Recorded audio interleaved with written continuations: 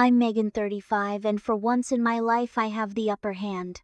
Growing up as the forgotten middle child between my perfect sister and golden boy brother taught me invisibility. The text from Ashley came this morning. Can't wait for Christmas at your place, Mom. Just us, Jason's family and the kids. Don't tell Megan, she'll just make excuses anyway. It wasn't meant for me, obviously. But this year things would be different. I looked out at the snow-covered mountains from my new $12 million estate. This year I wouldn't be spending Christmas alone in my apartment crying over old photo albums. No, this year I had a plan that would make my family finally remember me. Before I dive into my story, I'd love to know where you're watching from today. Are you also dealing with family drama this holiday season? Hit that like button if you've ever felt forgotten by someone who should have remembered you, and subscribe to join our community of survivors and thrivers. Now let me take you back to where it all began. I've always been the middle child sandwiched between my older sister Ashley, now 38, and my younger brother Jason, 30. In most families, that might just mean getting hand-me-downs, or occasionally being overlooked. In my family, it meant becoming practically invisible. My parents, James and Karen, always had their attention firmly fixed on my siblings. Ashley was the academic star, the perfect daughter who excelled at everything she touched. Jason was the baby of the family, the only boy whose every burp and scraped knee was treated like a national emergency. And me, I was just there. My 8th birthday was the first time I realized something was fundamentally wrong with my place in the family. Mom had promised me a small party at the local skating rink. Nothing fancy, just cake, a few friends, and the chance to feel special for a few hours. The morning of my birthday, I came downstairs in my favorite purple dress ready for my celebration. Instead, I found everyone rushing around in baseball gear. "Oh, honey," Mom said, noticing me standing there. "I'm so sorry, but Jason's team made the playoffs. We have to go support him. We can do your party next weekend." Next weekend never came. No rescheduled party, no cake, not even a proper present, just a hastily purchased journal from the gas station on the way home from Jason's game. I still remember writing in that journal that night my first entry. Today I turned invisible. High school brought more of the same. When I made honor roll, my parents nodded distractedly. When Ashley made honor roll the same year, they took her out to a fancy dinner. When I was chosen for the lead in the school play, they attended one performance and left at intermission to catch Jason's soccer game. My college graduation was particularly painful. I'd worked hard at Northwestern, double majoring in business and finance, graduating with honors. My parents arrived an hour late to the ceremony, missed me walking across the stage, and left early because Jason had a fraternity event they didn't want to miss. The photos from that day show me standing alone in my cap and gown while other families embraced their graduates. Through all this, Ashley wasn't just an innocent bystander. She actively worked to keep me on the periphery of the family. She'd forget to tell me about family dinners. She'd interrupt whenever I started talking about my accomplishments. She'd subtly remind our parents about Jason's events whenever I had something important happening. The pattern of holiday exclusions began during my sophomore year of college. I'd saved up to buy a plane ticket home for Thanksgiving, only to arrive and find that the family celebration had been moved up a day. "Oh, didn't Ashley tell you?" my mother asked. "We did Thanksgiving yesterday because it worked better for everyone's schedule. Everyone's except mine." After college, I poured myself into my career in real estate. If I couldn't earn my family's love and attention, I could at least make sure I succeeded financially. I worked 60, sometimes 70-hour weeks. I built a client base of high net worth investors. I closed deals that my colleagues couldn't. Each achievement was a brick in the wall I was building, not to keep others out, but to prove I was worth keeping in. 3 Thanksgivings ago marked the point when I could no longer deny what was happening. I'd taken 2 days off work, practically unheard of in my schedule, to drive to my parents' house. When I arrived, the house was dark. A neighbor saw me standing confused on the porch and came over. "If you're looking for the Thompsons, they all went to Ashley's new house for Thanksgiving." beautiful place she has. Everyone was talking about it at the neighborhood meeting. I called my mother, who sounded surprised to hear from me. Oh, Megan, there was a change of plans. Ashley wanted to host this year to show off her new house. I thought she told everyone. It was just a miscommunication, sweetheart. It wasn't a miscommunication. It was a pattern. A deliberate one. Last Christmas was when everything finally shattered. I'd been putting in extra hours at work throughout November and early December, closing a major commercial property deal that would cement my position as the top broker at my firm. When I finally came up for air, I realized I hadn't heard anything about the family's Christmas plans. Rather than call and risk being told it was too late to join in, I decided to surprise them. I knew they'd be at my parents' house. They always spent Christmas Eve and Christmas Day there, a tradition as predictable as my exclusion from it. I drove 8 hours through a snowstorm, white-knuckling the steering wheel as semi-trucks sprayed slush across my windshield. I imagined their surprised faces, the reluctant but inevitable invitations to join them for the holiday once I was standing on the doorstep. Maybe this time I thought they'd have no choice but to include me. When I arrived at 7 p.m. on Christmas Eve, the house was dark. No cars in the driveway. No lights on the tree that usually sparkled in the front window. I used my emergency key to let myself in, calling out into the empty house. The silence that answered told me everything I needed to know. I called my mother, trying to keep my voice steady. Oh, Megan, we're in Aspen this year. Jason found this wonderful rental property that could accommodate all of us. We thought you were too busy with work to join us. You're always so busy during the holidays. I sank down onto the couch in the dark living room, still wearing my coat, as my mother chatted about the wonderful time they were having. Snow fell softly outside the window as tears rolled down my face. We sent you an email about it weeks ago, she continued. You must not have seen it. There had been no email. There never was. After we hung up, I walked through the silent house. In my parents' office, I found a stack of Christmas cards they'd received displayed on the desk. I flipped through them idly, then froze when I reached one from my mother's cousin Linda. So wonderful to see pictures of both your children thriving, James and Karen. You must be so proud of Ashley and Jason. Both children, not 3. I continued my exploration and found my mother's phone charger plugged in by her bedside. A notification lit up the screen, a message from Ashley to a group chat I wasn't part of. Weather in Aspen is perfect. So glad we decided to do Christmas here this year instead of at Mom and Dad's. With shaking hands, I unlocked my mother's phone. She'd used the same PIN since I was in high school, Jason's birthday, and scrolled through the group chat history. Years of coordinated family events, birthdays, holidays, weekend trips. All meticulously planned with everyone included except me. I spent that night in my childhood bedroom, surrounded by remnants of a life that had never quite included me. The next morning, Christmas Day, I drove back to my apartment in Chicago and made myself a promise. This would be the last Christmas I spent seeking approval from people who had decided long ago that I wasn't worth including. I started therapy in January. Dr. Mitchell helped me recognize the pattern of emotional abuse and neglect that had defined my family relationships. What do you want, Megan? She asked me in one session. Not, what do you want from them? What do you want for yourself? The answer came more easily than I expected. I want to stop trying to be part of their story and start writing my own. So that's what I did.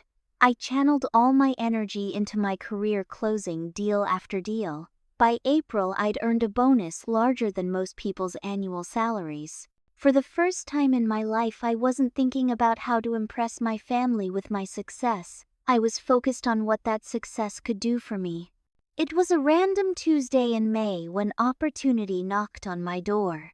I was reviewing properties for a client when an exclusive listing caught my eye, a stunning mountain estate near my family's favorite ski resort in Colorado. The property wasn't just any luxury home. It was Aspen Ridge, a historic estate that my grandfather had once mentioned wanting to buy before his business took a downturn. I remembered him showing me pictures of it when I was about 9, one of the few times an adult in my family had shared something special with just me. That's where dreams live, Maggie, he'd said. Someday, maybe one of us will call it home. What caught my attention even more was the broker's note: previous offer from A. Thompson withdrawn due to financing issues. Seller motivated. A. Thompson, Ashley. My sister had tried to buy this property but couldn't afford it. I sat back in my chair, a plan beginning to form in my mind. The asking price was steep, $12 million, but not impossible with my savings bonus and the right financing. And unlike Ashley, I had the credit and income to make it happen. It would be an investment, of course. Properties in that area appreciated reliably, but it would also be something else, the perfect stage for the confrontation that had been brewing for decades. I contacted the seller's agent that afternoon, expressing serious interest. I can move quickly, I told him, and I won't need contingencies for financing. Over the next 3 months, I worked the deal with more determination than I'd ever brought to a transaction. I leveraged every connection I had in the industry. I negotiated terms that would allow me to close before Thanksgiving, giving me plenty of time to prepare for Christmas.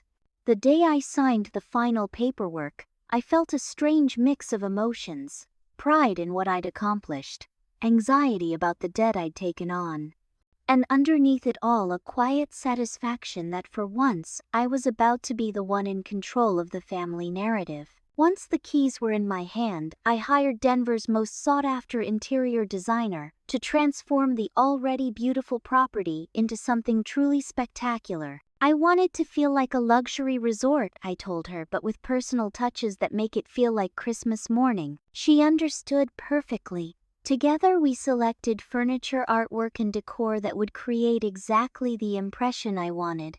I spared no expense: crystal chandeliers, hand-knotted Persian rugs, custom furniture. The mountain views from the floor to ceiling windows needed no enhancement, but everything else got an upgrade. 2 weeks before Thanksgiving, when I knew my family would be starting to make their Christmas plans, I sent an anonymous email from a special events company I'd created just for this purpose. Congratulations, your family has been selected for a complimentary luxury Christmas experience at Aspen Ridge Estate. 7 days of mountain splendor, including private chef, housekeeping, and all amenities. Limited to 10 guests. Please respond to confirm acceptance. I included professional photos of the property that didn't appear in any real estate listings, making it impossible to trace. I waited anxiously to see if they would respond. They did, all of them within hours. My phone buzzed with a message from Ashley that wasn't meant for me. Mom, did you get that email about the free Christmas stay? I've been networking with some influencers in Aspen. Bet this is from someone who heard about us from last year. I'm responding now before they give it to someone else. I smiled as I read her message. Always taking credit, always pushing to the front of the line. My phone rang 10 minutes later. It was Ashley herself calling me directly for the first time in months. Megan, how are you? Listen, I've been meaning to call. Are you doing anything for Christmas this year? I gripped my phone tighter, keeping my voice carefully neutral. Nothing special planned yet. Why? Well, she said, her voice dripping with fake casualness. I just got invited to this amazing place in Aspen for Christmas. Super exclusive. I can bring the whole family.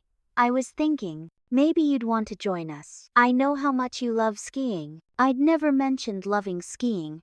In fact, I'd broken my ankle on a family ski trip when I was 12 and had avoided the sport ever since. That sounds nice, I said, but I wouldn't want to impose on your special invitation. Don't be silly. Your family. Just let me handle all the arrangements. I'll send you the details once everything's confirmed. As I hung up, I allowed myself a small smile. Everything was going according to plan. The renovations to Aspen Ridge Estate exceeded even my ambitious vision. The great room now featured a 20-foot Christmas tree that would be decorated with hand-blown glass ornaments, each one selected to subtly reference some family memory. A tiny baseball for Jason's games that everyone attended, a miniature graduation cap for Ashley's celebration, nothing that represented me. The symbolism wouldn't be obvious to anyone but me, but that was enough. I worked with a renowned local chef to plan the holiday meals, making sure to include all my siblings' favorite foods. Prime rib for Jason, who considered himself a carnivore first and human second. Seafood paella for Ashley, who never missed an opportunity to mention her semester abroad in Spain. For my parents, all their traditional Christmas dishes, prepared exactly the way my mother made them. For myself, I included nothing. My tastes and preferences had never registered with any of them, so why start now?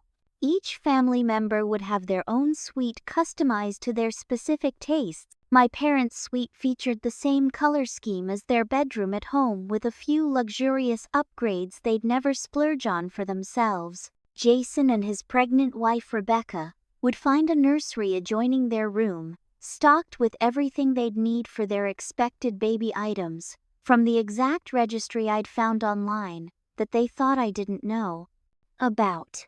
Ashley, her husband Tom, and their 2 children would have the east wing with a playroom for the kids, filled with the toys they'd been begging for according to Ashley's social media posts. I'd been following all their lives from a distance for so long, I knew their preferences better than they might have expected. But the most important preparation was the most subtle, the photo wall in the main hallway. I hired a graphic designer to create beautiful reprints of family photos spanning decades: Christmas mornings, birthday parties, vacations, graduations. Every significant family event was represented with one consistent element. They were all occasions from which I had been excluded, or moments where I had been physically present, but pushed to the side, cropped out, or standing alone while everyone else embraced.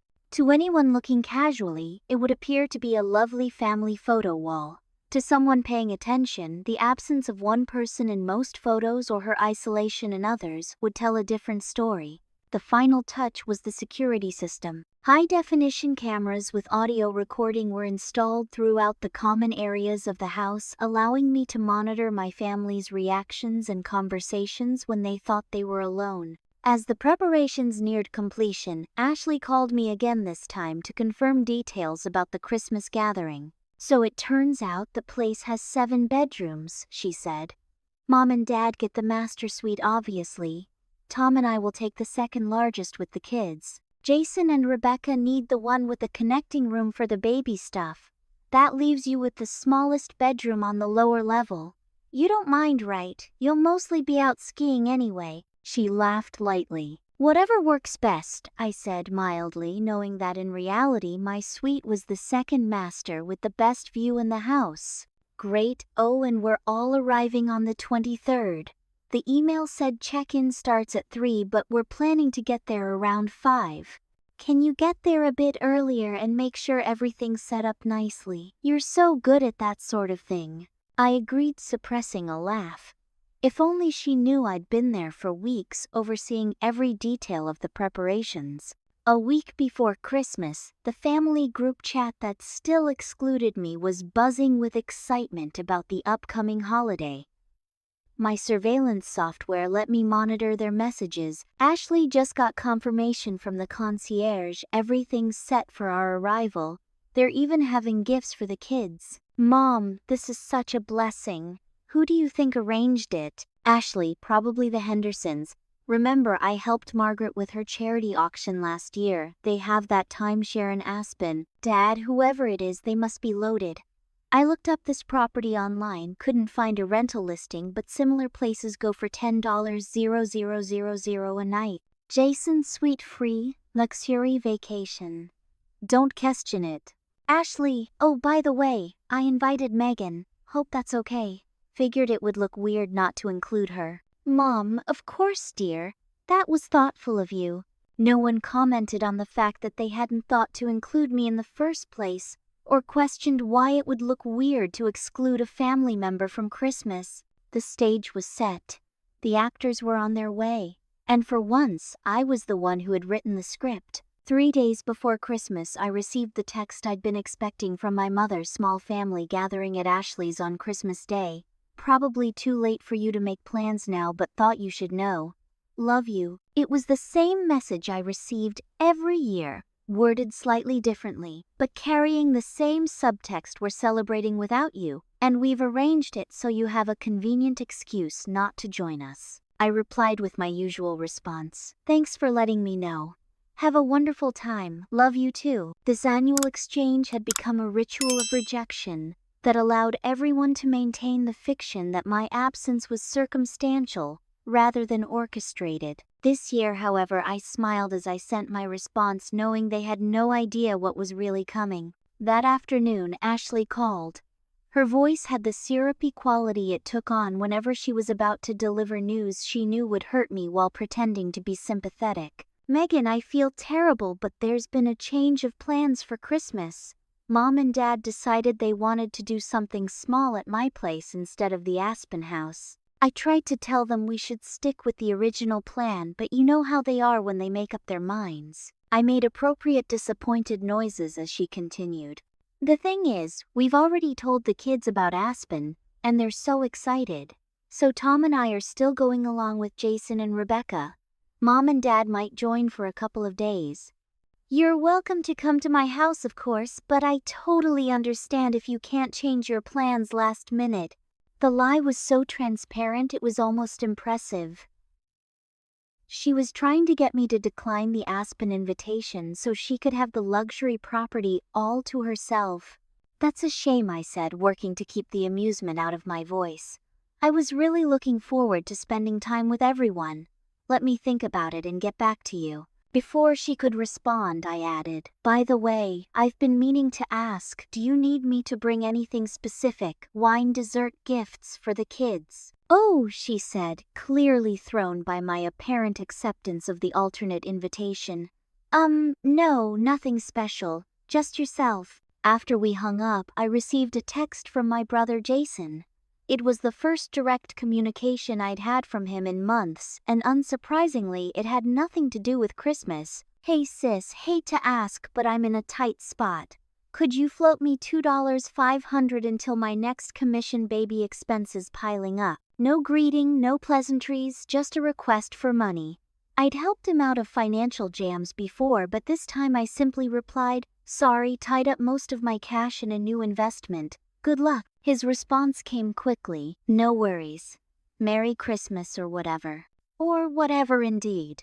The final insult arrived in my mailbox the next day, a generic holiday card from my parents, with a printed family newsletter that mentioned Ashley's promotion and Jason's expected baby, but nothing about me. The envelope was addressed to occupant with my address. They hadn't even bothered to write my name. That evening, I had a video session with Dr. Mitchell.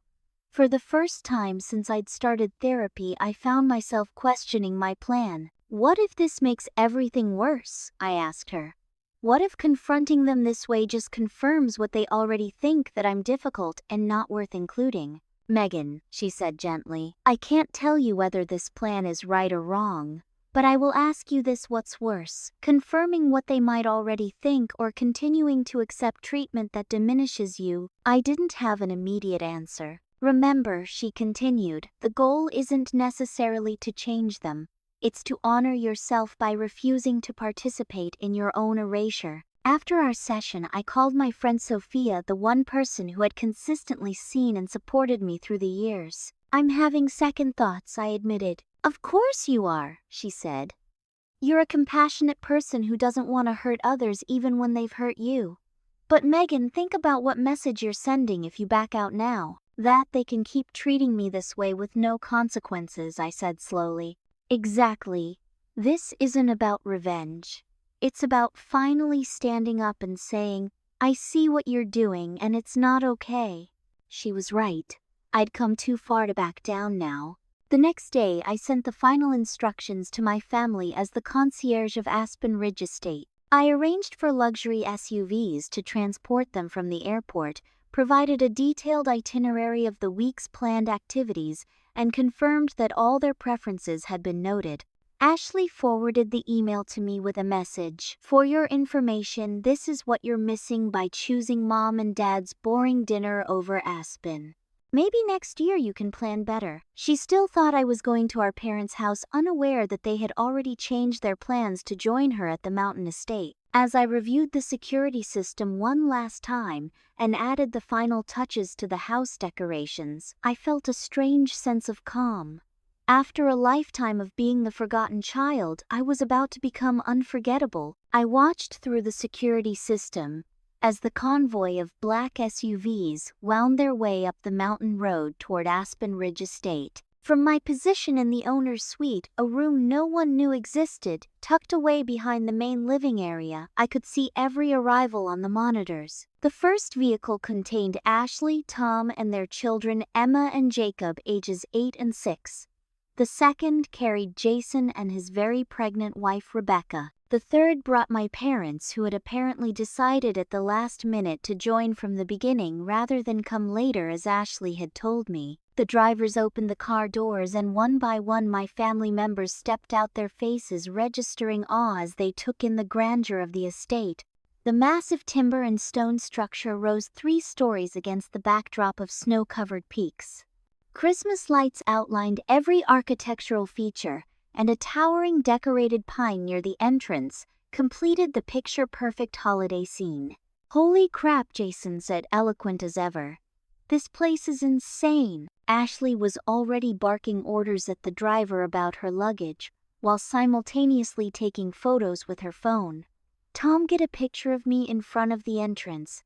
This is going straight to Instagram." My parents stood hand in hand, looking almost small against the grand backdrop of the house.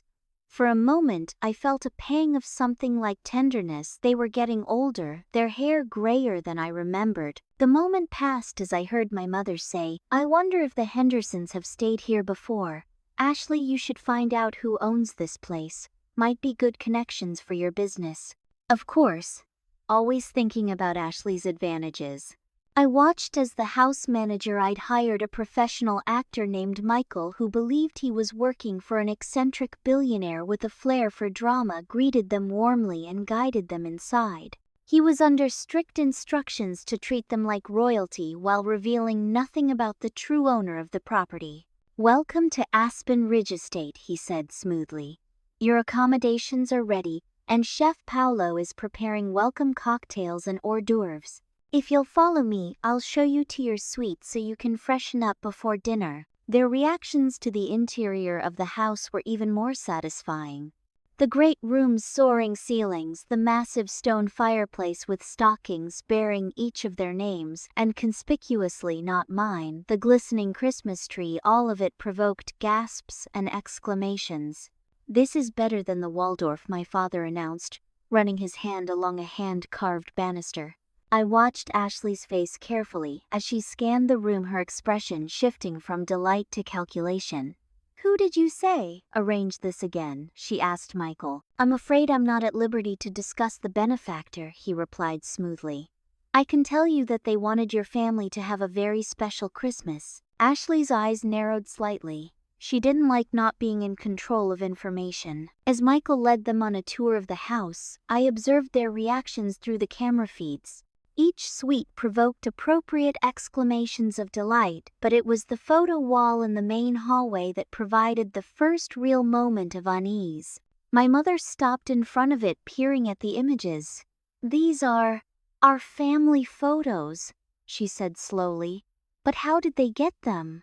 The wall displayed dozens of beautifully framed photographs: their wedding, Ashley's college graduation, Jason's high school baseball championship, family vacations to Florida and Hawaii, Christmases past. All authentic family moments, all either missing me entirely or showing me isolated at the edges. "That's a bit creepy," Jason said, studying a photo of himself blowing out candles on his 16th birthday cake. In the background, barely visible, was teenage me watching from the kitchen doorway, not included in the celebration. "I'm sure they just found them on social media," Ashley said dismissively. "Everything's online these days. Probably put them up to make us feel at home." But I could see the flicker of discomfort on her face. My monitoring of their reactions was interrupted when the chef announced that dinner was ready.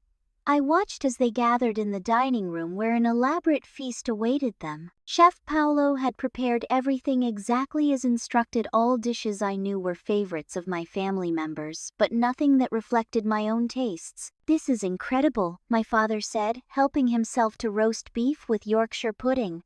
"They even know our favorite foods." "The Hendersons probably told them," Ashley said quickly.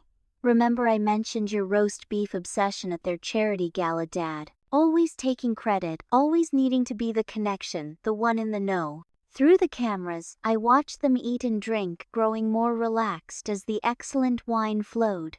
The conversation turned to speculation about their mysterious benefactor. "It has to be someone who knows us," my mother insisted. "All those photos, the food preferences. Maybe it's a secret admirer," Jason joked, elbowing his wife. "Rebecca, should I be jealous?" Rebecca laughed uncomfortably. Of all my family members, she was the one I had the least history with, having only met her a handful of times at events where I'd been invited as an afterthought. "Whoever it is, they're loaded, Tom," said Ashley's husband, examining the crystal glasses. "This stuff is top shelf." As dessert was being served, creme brulee for Ashley, apple pie for my father, chocolate lava cake for Jason, and berry pavlova for my mother, I decided it was time for my entrance. I'd chosen my outfit carefully, a simple but elegant black dress, subtle jewelry, hair and makeup done to perfection. I wanted to look successful but not like I was trying too hard. I took a deep breath, checked my appearance one last time, and made my way to the dining room. Michael saw me first and gave a discreet nod.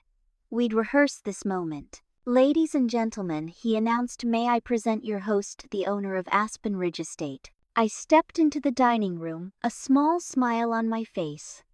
"Hello, family. Merry Christmas." The silence was absolute. 5 pairs of eyes stared at me in total shock. Jason's fork clattered to his plate. My mother's hand flew to her throat. Ashley recovered first. "Megan, what are you doing here? How did you... What is this?" "Welcome to my home," I said simply. "I hope you're enjoying your stay so far." That first evening was exactly as awkward as I'd anticipated. After the initial shock of my appearance wore off, my family scrambled to adjust to this unexpected development. Ashley, always quick to adapt when her social standing was at risk, recovered first.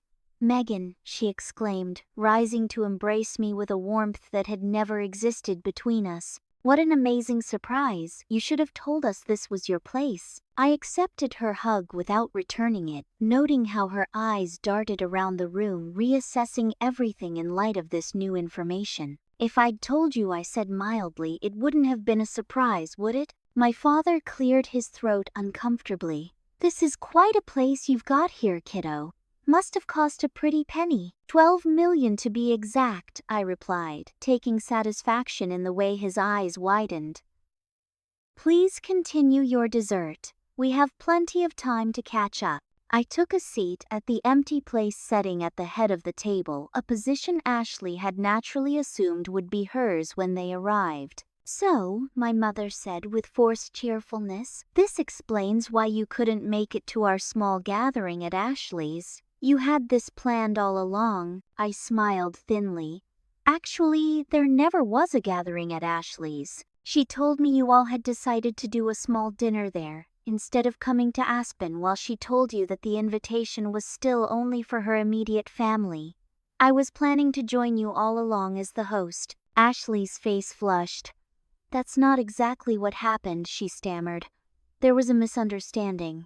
"There usually is," I interrupted smoothly. "Chef, could I trouble you for some coffee?" Jason, who had been unusually quiet, finally spoke up.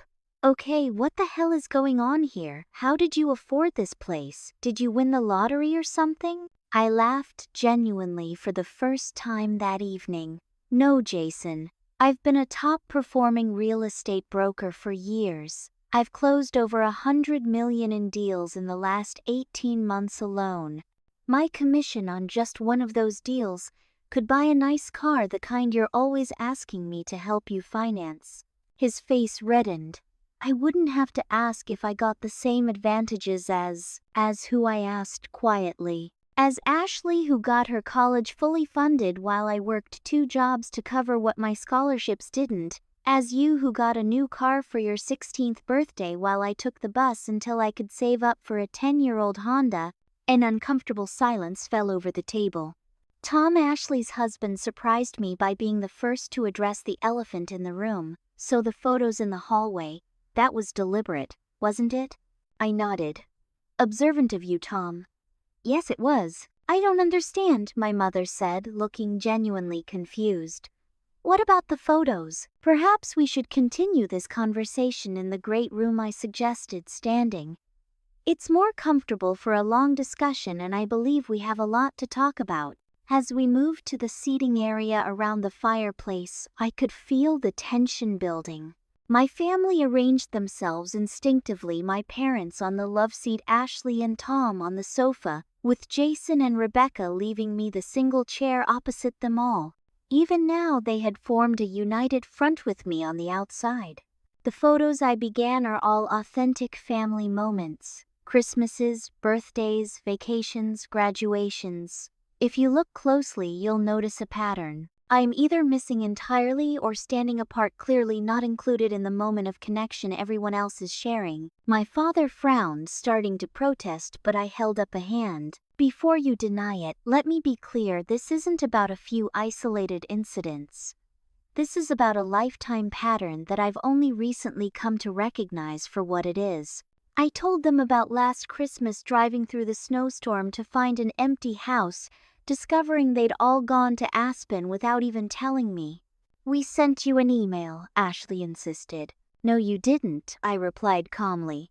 Just like you didn't tell me about the change in Thanksgiving plans 3 years ago, or about Mom's surprise 60th birthday party, or about the family cruise to Alaska. You're always so busy with work, my mother said defensively.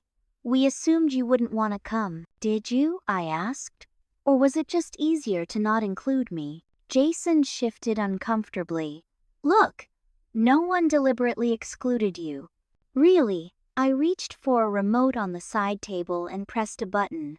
The large television screen above the fireplace came to life, displaying a text conversation from 6 months ago. Jason, should we invite Megan to Dad's retirement party, Ashley? Why bother? She never comes anyway. Besides, it's so much easier without her awkward intensity. Mom, let's just tell her about it after. She's probably busy with work. My family stared at the screen in shocked silence. That's private, Ashley finally sputtered.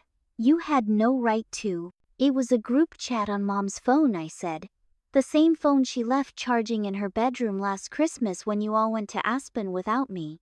The same group chat I've never been included in, where you've planned family events for years. Rebecca, Jason's wife, spoke up for the first time. I always wondered why Megan wasn't included in more family things, she said quietly. Every time I asked, there was always some explanation about you being busy or having already declined. Ashley shot her a venomous look. You don't understand our family dynamics. Apparently neither did I said. Until recently, I put down the remote and looked at each of them in turn. I didn't buy this house just to throw my success in your faces. I bought it because I wanted to finally have your undivided attention. I wanted you to see me, really see me, perhaps for the first time. This is ridiculous, Ashley said, standing up. You've orchestrated this elaborate trap just to make us feel guilty about some perceived slights. This is exactly why. She stopped herself, but not quickly enough. Exactly why, what, Ashley? I pressed. Why you don't include me? Please finish your thought. Her face hardened. Fine. This is exactly why it's exhausting to include you in things. Everything becomes about your feelings, your perspective, your grievances. Not everything is about you, Megan. I couldn't help but laugh. That's rich coming from you. Nothing in this family has ever been about me. That's the entire point. The evening continued in this vein, with accusations and defenses flying back and forth. My mother cried, my father grew increasingly silent, and Jason fluctuated between defensiveness and grudging acknowledgement. Ashley remained resolute that I was overreacting and creating drama where none existed. It was Tom who again surprised me by speaking up. "I've seen it," he said quietly, not looking at his wife. "I've seen how Megan gets treated differently. I've seen the last minute uninvites, the forgetting to mention events. I never said anything because it wasn't my place, but I've seen it." Ashley stared at him in betrayal. "How dare you side with her over your own wife?" "I'm not taking sides," Tom replied. "I'm just acknowledging what I've observed." By the time we all retreated to our rooms shortly before midnight, nothing had been resolved. But something had changed. The family secret of my exclusion had been dragged into the open, too blatant to be entirely denied, even if no one was ready to fully accept responsibility. As I prepared for bed, I heard a soft knock at my door. It was Rebecca, looking uncomfortable but determined. "I just wanted to say, I think I understand what you're doing," she said hesitantly. "And for what it's worth, I've noticed it too. The way they talk about you when you're not there, the way they always have a reason why you can't be included. It's not right. I hadn't expected an ally, especially not from Jason's wife." "Thank you for saying that," I replied. She nodded awkwardly. "I should get back before Jason wonders where I am, but I wanted you to know. Not everyone thinks you're crazy for feeling this way." After she left, I checked the security feeds one last time before turning in. In the kitchen, Ashley was having a heated, whispered argument with Tom. In the guest suite, my parents sat on the edge of their bed, my mother weeping quietly while my father stared at the floor. And in the room Jason and Rebecca shared, I could see my brother pacing, gesturing angrily as his wife sat calmly on the bed. For the first time in my life, I had forced my family to confront the reality of our dynamic. It wasn't a victory, not yet, but it was something I'd never had before: acknowledgement. Christmas Eve morning dawned clear and brilliant, the sun reflecting off the snow-covered mountains in a display so beautiful it almost hurt to look at it. I'd slept better than expected after the confrontation the previous night, waking with a sense of calm purpose rather than the anxiety I'd anticipated. I'd arranged for a day of traditional winter activities: sledding on the property's private hill ice, skating on the small pond that had been prepared with twinkling lights around its perimeter, and hot chocolate by the outdoor fire pits. It would be the picture-perfect Christmas Eve that my family had experienced together many times before, only this time I would be part of it. I was surprised to find my young niece and nephew Emma and Jacob already in the kitchen when I came down for coffee. They were helping the chef prepare Christmas cookies, their small hands covered in flour. "Aunt Megan," Emma called when she saw me.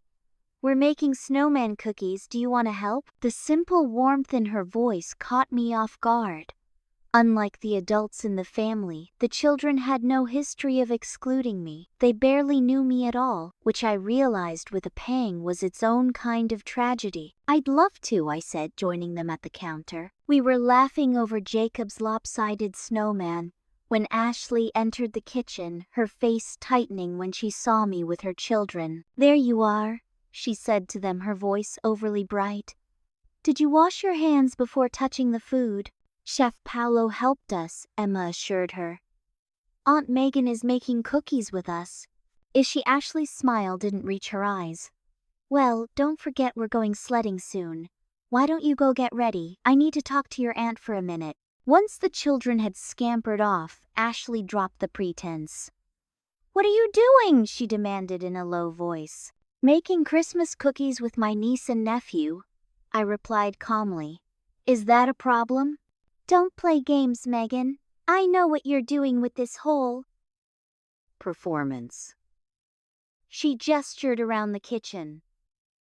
"You're trying to turn everyone against me." I wiped flour from my hands with a towel.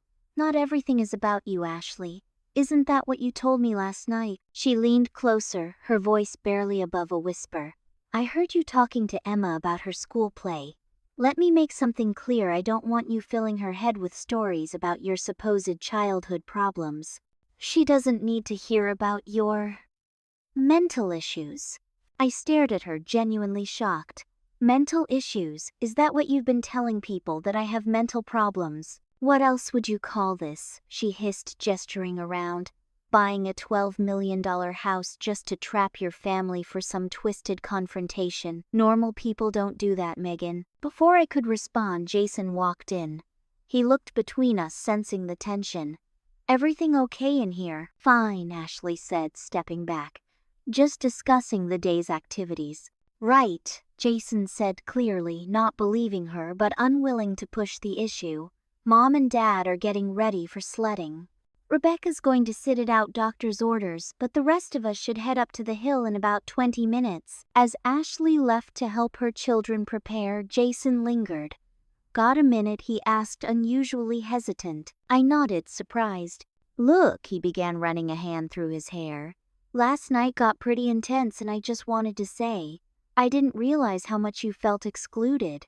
It wasn't quite an apology, but from Jason it was something. Thank you for acknowledging that, I said carefully. The thing is, he continued, I never deliberately tried to push you out. I was just, I don't know, following Ashley's lead a lot of the time. She's always been the one who organizes everything and I just went along with it. That's still a choice, Jason. He nodded slowly. Yeah, I guess it is. He paused, then added, by the way, Rebecca told me what she said to you last night. She's right, you know. There's been a pattern even if none of us meant for it to happen. It was a small concession, but more than I'd expected from my brother. As we headed out to join the others for sledding, I felt a slight loosening of the knot that had been in my chest for so many years. The sledding hill provided a temporary truce, the simple joy of speeding down the slope, bringing out the child in everyone. Even Ashley seemed to relax, especially when Tom convinced her to ride tandem with him, their combined weight sending them flying at a speed that made her shriek with laughter. I found myself on the sidelines with Rebecca, who'd brought a chair to watch from a safe distance, her hand resting protectively on her pregnant belly. How far along are you? I asked, realizing I didn't even know this basic detail about my future niece or nephew. 7 months, she replied. Due in February. It's a boy. Congratulations, I said sincerely. That's wonderful. She studied me for a moment. You know, Jason talks about you sometimes.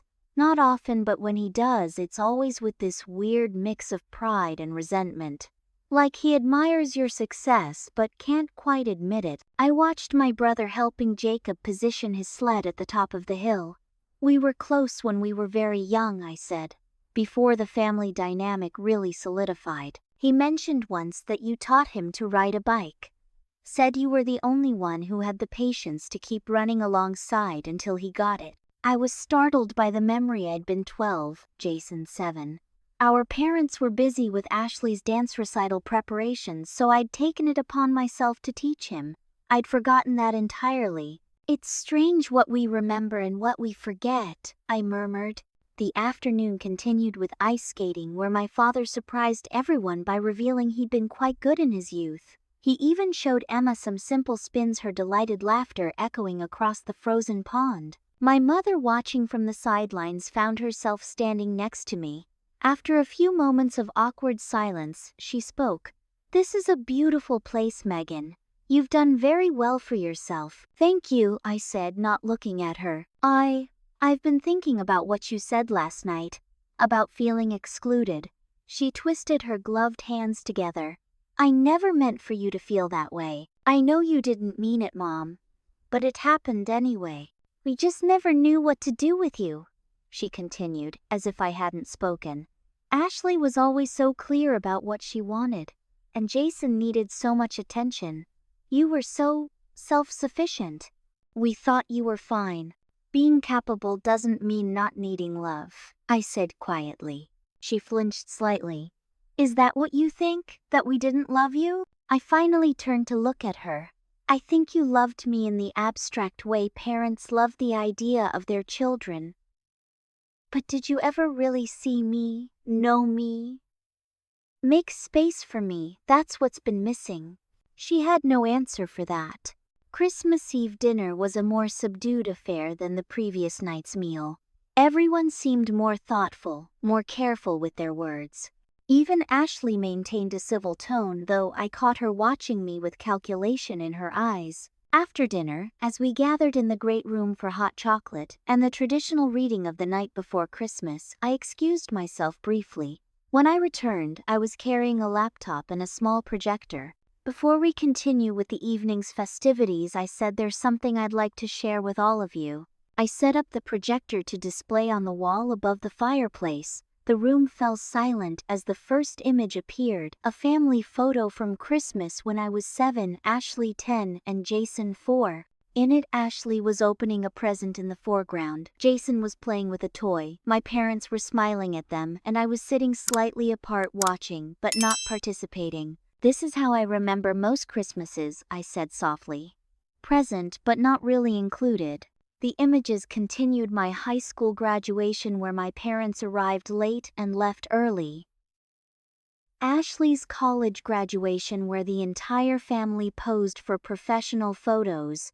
Jason's baseball championship where my parents held a banner with his name. Family vacations where I appeared in 1 or 2 group photos but was absent from most, having been the one taking the pictures. Next came video clips, short snippets I'd collected over the years. My father praising Ashley's business acumen at a family dinner while I sat silently nearby. My mother fussing over Jason's minor sports injury while I tried to share news about a promotion. Ashley interrupting me repeatedly during a Thanksgiving toast, until I simply gave up trying to speak.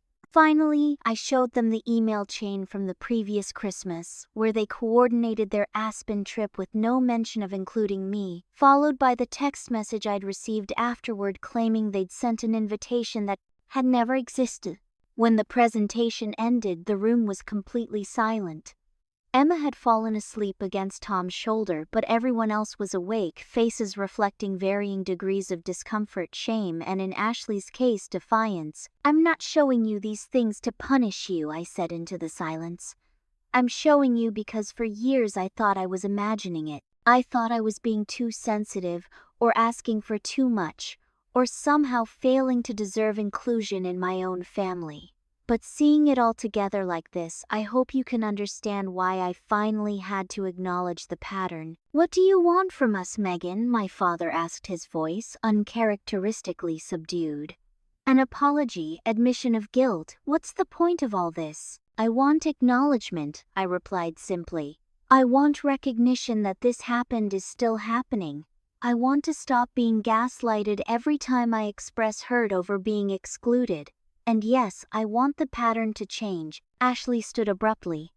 "This is ridiculous. You've cherry-picked moments to make us look terrible. What about all the times we did include you? What about all the times you chose work over family? This manipulative presentation completely ignores your role in the dynamic." Ashley Tom said quietly, "Sit down." "You're taking her side again," she demanded. "I'm not taking sides. But I was there for a lot of those moments, and she's not misrepresenting them." Ashley looked around the room seeking allies but found none.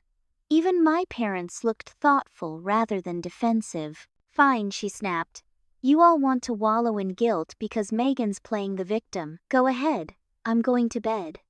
She stormed out of the room. After an awkward moment, my father cleared his throat.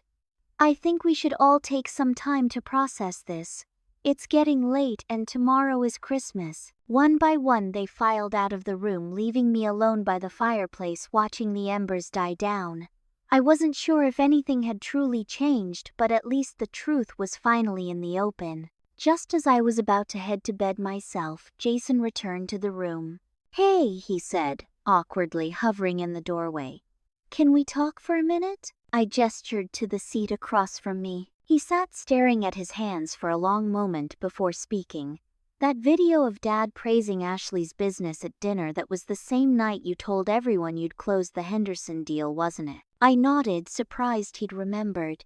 "I didn't realize at the time," he said slowly, "but watching it now, it was pretty obvious you were trying to share something important, and nobody cared." He paused, "Including me." "Yes," I said simply. "I'm sorry," he said, the words coming out in a rush. "I'm sorry I didn't see it. I'm sorry I went along with it. I'm sorry I only called when I needed money. He looked up, meeting my eyes directly. You deserved better from all of us, but especially from me. It wasn't a grand reconciliation, but as I headed to bed that night, I felt something I hadn't expected to feel during this confrontation: hope. I woke early on Christmas morning, the winter sun barely cresting the mountains outside my window. For a moment, I lay still, listening to the profound silence of the house, wondering if I had made a terrible mistake with this entire plan. Had I damaged my already fragile family relationships beyond repair? Would this Christmas be remembered, not as the time I finally stood up for myself, but as the holiday I ruined for everyone? Rather than continue this spiral of doubt, I pulled on a robe and made my way downstairs to the kitchen, intending to make some coffee and watch the sunrise from the back terrace. To my surprise, my mother was already there, sitting at the kitchen island, with a mug cupped between her hands. She looked up when I entered, her face showing signs of a sleepless night. "Merry Christmas," she said softly. "Merry Christmas, Mom," I replied, moving to the coffee machine. "I couldn't sleep," she volunteered after a moment. "Kept thinking about your presentation last night." I poured myself coffee and hesitated before joining her at the island. "I'm sorry if it was painful to watch." "It should have been painful," she said with surprising frankness. It was the truth. She turned her mug slowly in her hands. "I've been lying awake thinking about your 8th birthday. The memory came back instantly: the canceled skating party, the baseball game, the gas station journal. You cried yourself to sleep that night," she continued. "I heard you, but I told myself you'd get over it, that it was just one birthday and there would be others." She looked up at me, her eyes wet. "But there weren't really other birthdays for you, were there? Not the kind where you were the center of attention, where the day was actually about you." I was stunned by her recollection and recognition. "No," I said simply. "There weren't." "I failed you, Megan," she said, a tear slipping down her cheek. "We all did, but I'm your mother. I should have seen what was happening. I should have protected you from it, not contributed to it." Before I could respond, my father appeared in the doorway, looking as tired as my mother. He joined us silently, pouring himself coffee before sitting beside my mother. "Your mother and I have been talking most of the night," he said finally. "About a lot of things, but mostly about you. About how we let Ashley set the tone for the family dynamic, how we made excuses when you were excluded, how we never really acknowledged your achievements the way we did for your siblings. I hadn't expected this level of awareness or acknowledgement, especially from my father, who had always been the most emotionally reserved member of the family. I don't know if we can fix the past," he continued, "but we can certainly try to do better going forward. If you'll let us." "This isn't about fixing the past," I said carefully. "It's about acknowledging it, so we can have an honest relationship in the present." My mother reached across the island to touch my hand. "We'd like that very much." Our quiet conversation was interrupted by the arrival of Jason and Rebecca. Jason looked between the three of us, sensing the emotional atmosphere. "Everything okay?" he asked cautiously. "We're just having a long overdue conversation," my father replied. "Care to join us?" As the morning progressed, more family members filtered down to the kitchen. Tom came with Emma and Jacob, who were buzzing with Christmas excitement. The only notable absence was Ashley. "She's still getting ready," Tom explained, not meeting anyone's eyes. We moved to the great room where the enormous Christmas tree was surrounded by carefully wrapped presents, gifts I'd selected for each family member with more thought and care than they'd ever shown me. The children's excitement temporarily pushed aside the emotional heaviness of the adults, their delight in unwrapping toys and games infecting everyone with a bit of Christmas spirit. Midway through the gift opening, Ashley finally appeared. She stood at the edge of the room, watching silently for a few moments before joining us. I noticed her eyes were puffy and red-rimmed, though her makeup was impeccably applied. When it came time for the adults to exchange gifts, I distributed the packages I'd prepared. For my parents, I'd commissioned a photographer to restore and enlarge a cherished but damaged photo of their wedding day. For Jason and Rebecca, a custom-designed crib with a built-in monitoring system for their coming baby. For Ashley's children, college fund contributions along with personalized storybooks. For Ashley and Tom, an all-expenses-paid anniversary trip to Spain where they'd honeymooned 10 years earlier. Each gift demonstrated a level of attention and thoughtfulness that visibly moved the recipients. My father actually teared up over the restored wedding photo, and Rebecca hugged me tightly when she understood what the crib included. Ashley accepted her gift with a strange expression, part gratitude, part discomfort. "This is incredibly generous," she said stiffly. "Thank you." When it came time for me to open my gifts from them, the contrast was painfully obvious. My parents gave me a generic scarf and gloves, set nice but impersonal. Jason and Rebecca had gotten me a gift card to a coffee chain. Ashley and Tom's gift was a best-selling business book I'd already mentioned owning months ago. The awkwardness was palpable until Emma, with a child's honesty, pointed it out. "How come Aunt Megan gave everyone special presents, but she got boring, grown-up stuff?" Ashley scolded, but the damage was done. "It's okay," I said to my niece with a smile. "Sometimes it takes time for people to really get to know each other. Maybe by next Christmas everyone will know me a little better." The rest of Christmas Day unfolded in a series of quiet conversations and tentative reconnections. My father joined me for a walk around the property, reminiscing about my grandfather and his dreams for this mountain land. Jason sought me out to show me the nursery plans for his son, asking for advice since I had such a good eye for design. Even Ashley eventually approached me, finding me alone on the back terrace in the afternoon. "The Spain trip was thoughtful," she said, sitting beside me. "Tom's been talking about going back for years. I remember you mentioning it at Easter a few years ago," I replied. She nodded slowly. "You remember things like that, don't you? Details about our lives." "I've always been paying attention, Ashley, even when none of you were paying attention to me." She looked out at the mountains for a long moment. "I didn't sleep at all last night," she finally said. "I kept thinking about what you showed us, about how it would feel to be the one on the outside all the time." I waited, not wanting to interrupt whatever process she was working through. "I'm not good at apologies," she continued, "or at admitting when I'm wrong. But I think maybe I've been wrong about a lot of things." It wasn't the full acknowledgement or apology I might have hoped for, but from Ashley it was significant. "Why did you do it?" I asked. "Why work so hard to keep me excluded?" She didn't answer immediately, and when she did, her voice was small. "When we were little, before Jason was born, I was so jealous of you. You were smarter than me, more creative. Mom and Dad were always going on about your potential. Then when I realized I could arrange things, family gatherings, holidays, it gave me control. And keeping you on the outside became a habit." She looked at me directly. "It was wrong. I've been wrong." As the day drew to a close, we gathered for Christmas dinner, a feast prepared by Chef Paolo that rivaled anything I'd ever experienced in top restaurants. The conversation flowed more naturally than the previous night, with genuine laughter occasionally breaking through the lingering tension. When the meal was finished, my father raised his glass in a toast. "To Megan," he said, "for bringing us all together this Christmas and giving us the opportunity to begin healing old wounds. We haven't been the family you deserved, but perhaps we can become the family you need." After dinner, as everyone drifted off to digest in front of the fire or put overtired children to bed, I slipped away to the west-facing balcony off my suite. The sun was setting behind the mountains, painting the snow in shades of gold and pink. I stood in the fading light, reflecting on the events of the past 2 days. There had been no magical reconciliation, no perfect resolution.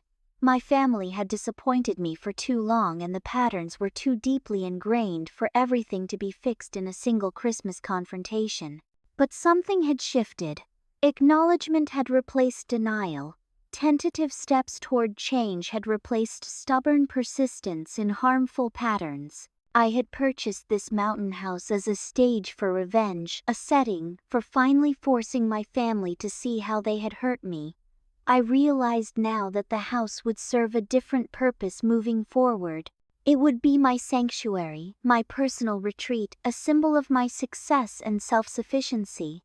Whether my family would be welcome here in future years would depend on their actions, not their words. Christmas would never again be a time of exclusion and loneliness for me. I would spend it on my terms, whether alone in my beautiful mountain home or surrounded by those who truly valued my presence, perhaps even someday members of my birth family who had earned the right to be part of my chosen family. As the last rays of sun disappeared behind the peaks, I made myself a promise I would continue building a life defined not by who had failed to love me, but by who I chose to become despite that failure. The broken child, desperate for approval, had grown into a woman strong enough to demand respect and create her own happiness. That was the real gift I had given myself this Christmas. Not the house, but the freedom to finally write my own story. So what about you? Have you ever experienced feeling like an outsider in your own family? Have you found the courage to stand up for yourself and set boundaries? I'd love to hear your stories in the comments below. Remember, sometimes the greatest act of self-love is refusing to accept less than you deserve.